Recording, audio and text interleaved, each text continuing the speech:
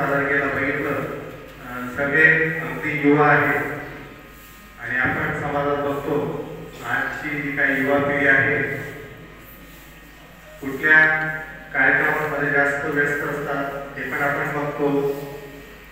तर खरोखर त्यांना ज्या गुरु महाराजांनी प्रेरणा दिलेली आहे त्यांचे मी शतशः नमन करतो आणि असेच कार्यक्रम त्यांच्या हातून सतत घडो आणि समाजामध्ये जीवदया, जीव रक्षा, अहिंसा ही जी काही प्रेरणा आहे किंवा हे जे काही त्यांना समाजाकडून अपेक्षित आहे ते पूर्ण हो हीच मी गुरुचरणी प्रार्थना करतो।